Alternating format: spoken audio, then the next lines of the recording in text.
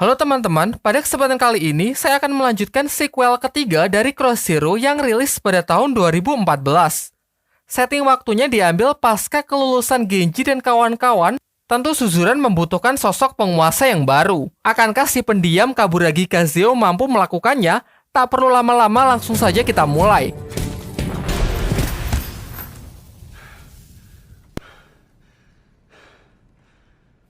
Film dimulai dengan adegan seorang anak yang diantarkan ibunya ke sebuah panti sosial yang kemudian ia tinggalkan begitu saja.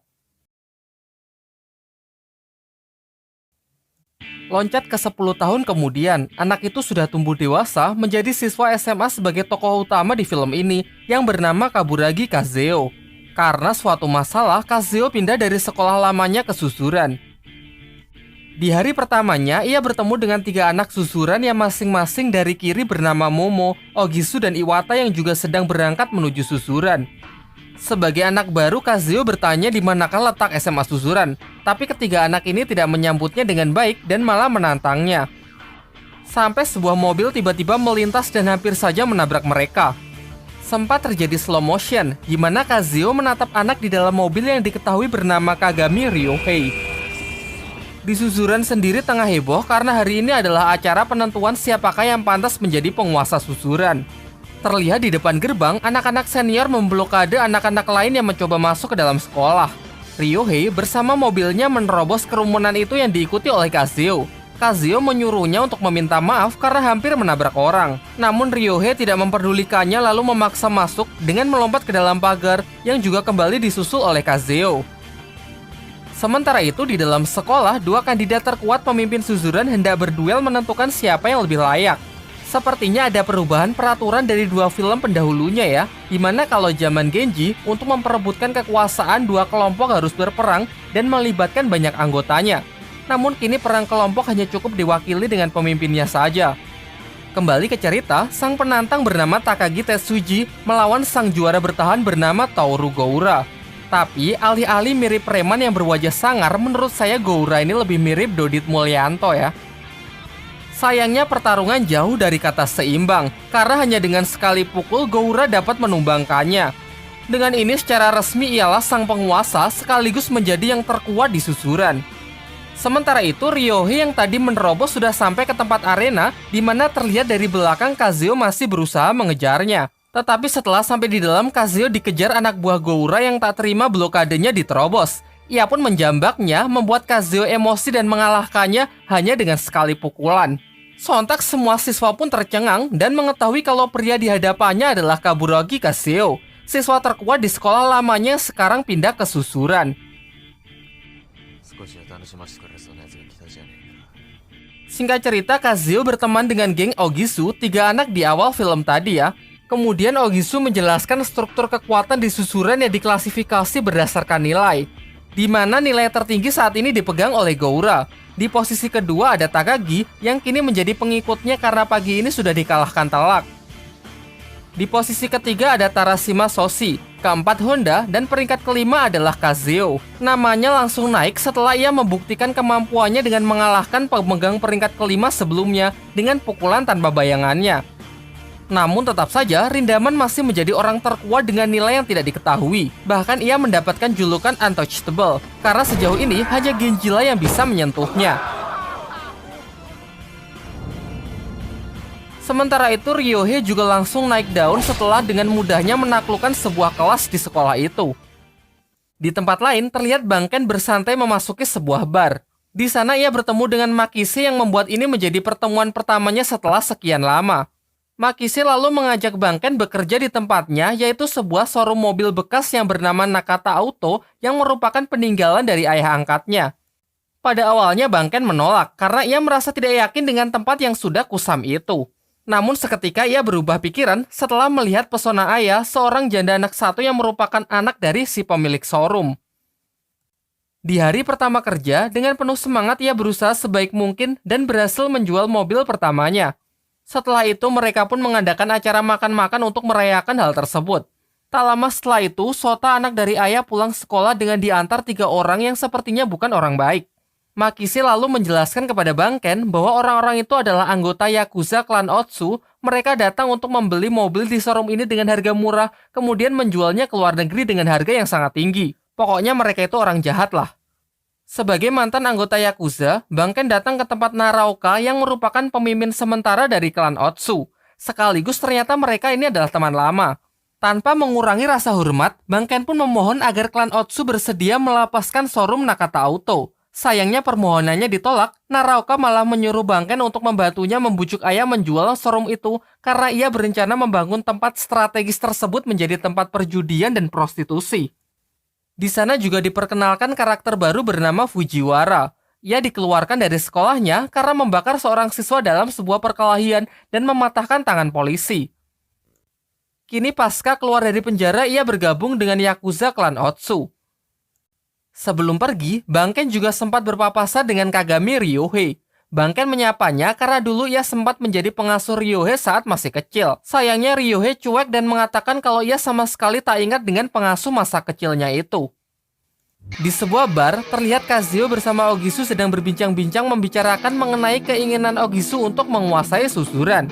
Namun ia sadar dengan kemampuannya yang sangat mustahil bisa mewujudkan hal tersebut. Kini setelah melihat potensi dari Kazuo, ia pun menyarankannya agar Kazuo menguasai susuran dan bisa berdiri di puncak. Sayangnya Kazuo mengatakan kalau ia sama sekali tidak tertarik dengan hal itu. Bahkan sudah lama ia lebih memilih menghindari perkelahian. Di tengah obrolan mereka, datanglah geng dari sekolah SMA Industri Kurosaki yang dipimpin oleh Shibata. Di dalam keramaian itu, Shibata terlibat perseteruan dengan Momo, teman dari Ogisu, sehingga terjadilah baku hantam. Momo yang babak belur kemudian mengadu hal ini kepada Ogisu. Sekilas terlihat trauma Kazuo ketika melihat darah di kepala Momo mengingatkannya dengan almarhum sang ayah yang juga berdarah-darah di masa kecilnya. Seketika Kazuo pun emosi dan turut masuk ke dalam perkelahian. Tak ingin ketinggalan, Ogisu pun juga menjadi bersemangat untuk ikut ambil bagian. Satu persatu Kazuo menumbangkan lawannya, begitu pula Shibata. Sampai mereka pun bertatap muka dan nyaris mulai baiwan. Sayangnya hal itu tidak terjadi karena terdengar suara sirine mobil polisi yang mendekat ke bar tersebut. Mereka pun sepakat untuk keluar dan mencari tempat yang aman untuk melanjutkan baku hantamnya. Tapi setelah di luar, Shibata enggan melanjutkan perseteruan dan malah menawari Kazuo sebatang rokok Grendel. Shibata mengatakan kalau Kazuo ini mengingatkannya kepada kawan lamanya. Kemudian sama halnya dengan Ogisu, Shibata juga menyarankan agar Kazuo bisa menguasai susuran. Dan jawabannya pun juga tidak berubah, karena ia sama sekali tidak tertarik dengan hal semacam itu. Besoknya di SMA Industri Kurosaki, Shibata tengah melakukan seleksi untuk menerima anggota baru dengan cara para siswa baru disuruh saling baku hantam untuk melihat potensi mereka. Tetapi kemudian acara tersebut teralihkan setelah mendengar suara geberan motor di luar gedung. Setelah dicek, ini adalah ulah Fujiwara dan gengnya. Dari sini terungkap bahwa tempat ini adalah sekolah lamanya Fujiwara, dan siswa yang dulu ia bakar tak lain adalah Shibata. Adapun tujuan ia datang ke sini hanya untuk pamer, karena sekarang ia sudah merasa kalau derajatnya lebih tinggi setelah bergabung dengan anggota Yakuza.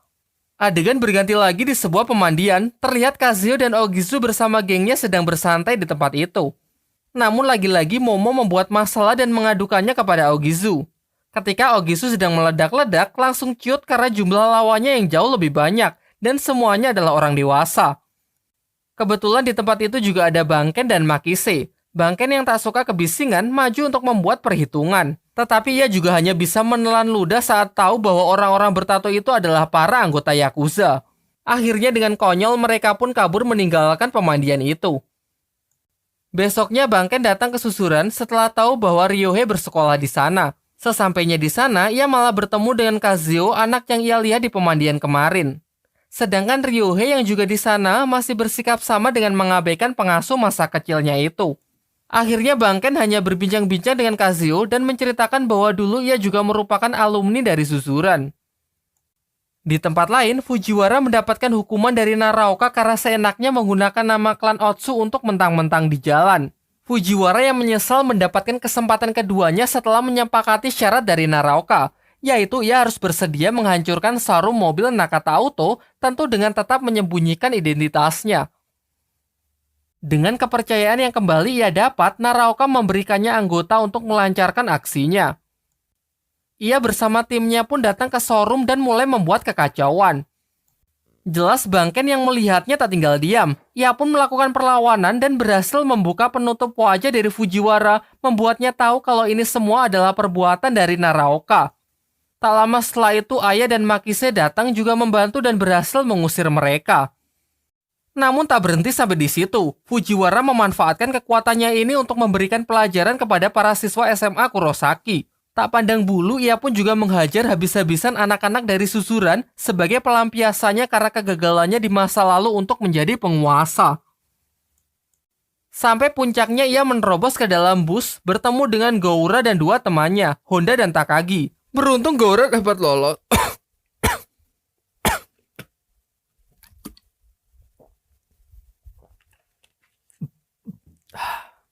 Beruntung Goura dapat lolos dari pengeroyokan itu meskipun harus meninggalkan kedua temannya. Singkat cerita, meskipun dipenuhi oleh luka, Takagi dapat kembali dengan selamat. Sayangnya Honda tak berhasil lolos dan masih disandra oleh geng Fujiwara. Soshi pun mendesak Goura sebagai pemimpin tertinggi untuk melakukan serangan balasan. Tapi entah kenapa Goura merasa ragu dan masih belum bisa mengambil keputusan apa-apa.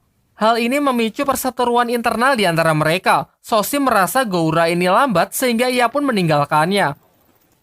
Barulah sore harinya Honda dibawa ke suzuran oleh Shibata yang menjelaskan bahwa geng Fujiwara sengaja meninggalkan Honda di sekolah Kurosaki. Tujuannya sudah jelas, yaitu untuk mengadu domba dua sekolah tersebut. Di klan Otsu, Naraoka marah besar atas kegagalan Fujiwara untuk menghancurkan showroom mobil Nakata Auto. Terlebih lagi identitasnya juga sudah terbongkar. Namun ia tidak berhenti sampai di situ, ia pun memerintahkan Fujiwara untuk membakar showroom itu sampai tak bersisa. Meskipun sebenarnya merasa ragu, Fujiwara pun mengiyakan perintah itu. Ryohei yang mengetahui hal tersebut menawarkan dirinya untuk ikut bersama Fujiwara. Bahkan Ryohei meminta koreknya dan berniat membakar tempat itu dengan tangannya sendiri. Tetapi sebelum korek itu dinyalakan, kemudian datanglah Bangken bersama Aya dan Makise untuk mencegah aksi mereka. Bangken merasa sangat kecewa dengan Ryohei, karena jalan yang ia pilih berseberangan dengan jalan yang dikehendaki oleh almarhum ayahnya, yaitu menginginkan Ryohei agar lebih banyak berbuat kebaikan. Bangken bahkan sampai menyirami dirinya sendiri dengan bensin, lalu menantang Ryohei untuk membakarnya. Sayangnya Fujiwara sama sekali tak bersimpati dengan hal itu dan tetap melemparkan koreknya untuk membakar tempat tersebut. Sementara itu, Goura yang sudah habis kesabaran akhirnya bertindak sendiri untuk membuat perhitungan dengan geng Fujiwara. Sayangnya rekan-rekan dari Fujiwara sangat loyal. Meskipun dipukuli hingga babak belur, ia sama sekali tidak memberitahukan di manakah Fujiwara. Ia malah menyuruhnya bertanya kepada anak susuran yang bernama Kagami Ryohei yang juga terlibat dalam masalah ini. Namun Goura yang lengah berhasil ditikam oleh salah satu anak buah Fujiwara dari belakang. Tetapi dengan tetap menahan rasa sakit, ia pun kembali ke susuran untuk mencari Ryohei yang telah menjadi pengkhianat dari susuran. Ryohei yang tak terima malah menantang Goura untuk bertarung. Jelas Goura dapat ia kalahkan dengan mudah mengingat luka tusuk yang baru saja ia dapat. Setelah mengalahkan Goura, kini secara otomatis Ryohei telah menjadi penguasa di susuran. Di waktu yang bersamaan, Shibata berhasil menemukan lokasi dari Fujiwara. Pembicaraan mereka pun semakin memanas yang berujung kepada baku hantam. Pada awalnya Shibata bisa mengalahkannya, namun kemudian Fujiwara dengan licik melemparkan pasir untuk mengaburkan pandangan lawannya dan berhasil menang sekaligus mematahkan salah satu lengan dari Shibata.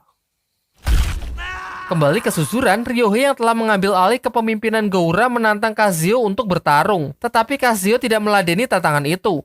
Datang juga Aogisu yang berusaha merelai mereka. Tidak berbeda dari sebelumnya, Kazuo sama sekali tidak punya hasrat untuk bertarung dan pergi meninggalkan mereka begitu saja. Ogizu yang juga ia tinggalkan pun menjadi bulan-bulanan mereka. Di balik ketidakinginannya bertarung karena mengikuti permintaan dari sang ibu agar tak berakhir seperti almarhum ayahnya yang meninggal dalam sebuah perkelahian saat ia masih kecil. Singkat cerita, Kazuo datang ke rumah sakit untuk melihat kondisi Ogisu yang tadi ia tinggalkan. Tentu saja Ogisu merasa kesal karena tindakan Kazuo sangat mengecewakan. Sebenarnya Ogisu masih berharap Kazuo dapat menguasai susuran, tetapi setelah melihat apa yang terjadi, harapannya pun telah sirna. Di situ Kazuo juga bertemu dengan Goura dan Shibata. Goura mengatakan bahwa ia tahu kalau Kazuo memiliki kekuatan tersembunyi. Ia pun meminta Kazuo bergerak karena bagaimanapun juga ia adalah anak susuran. Shibata pun juga sependapat, menurutnya Kazuo harus segera bertindak sebelum semuanya terlambat. Malam harinya ia pun memutuskan untuk bertarung dan mulai melatih pukulannya kembali. Sekilas ini mengingatkan saya dengan adegan Steve Rogers pasca dibangkitkan kembali di filmnya Marvel. Paginya Kazuo langsung mendatangi geng Ryohei untuk mendeklarasikan perang. Besok ba'da duhur Baiwan di atap sekolah untuk memperebutkan tahta susuran. Singkat cerita, Ogisu pun bersedia ikut, begitu juga Goura yang sudah keluar dari rumah sakit. Dan inilah final battle di film ini, serentak mereka berjalan slow motion diiringi oleh backsound khas dari Cross Zero.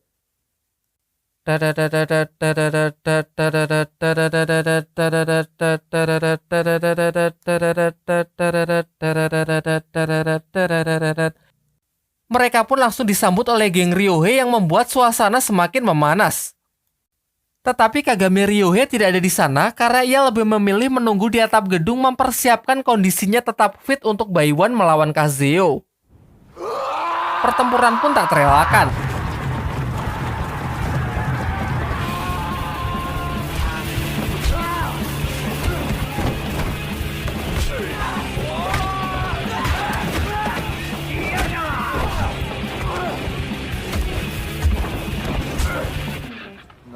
Goura cukup kesulitan menghadapi Fujiwara mengingat cederanya yang masih belum sembuh. Secara mengejutkan, Shibata pun juga datang dengan salah satu tangannya yang masih diperban. Ia lalu menantang Fujiwara untuk bertarung, hingga tak lama setelah itu bajunya sobek menunjukkan luka bakar lamanya karena tindakan Fujiwara. Melihat luka bakar itu adalah ulahnya, tiba-tiba hasrat bertarung Fujiwara pun menghilang. Ia pun pergi dari tempat itu. Udah gitu aja.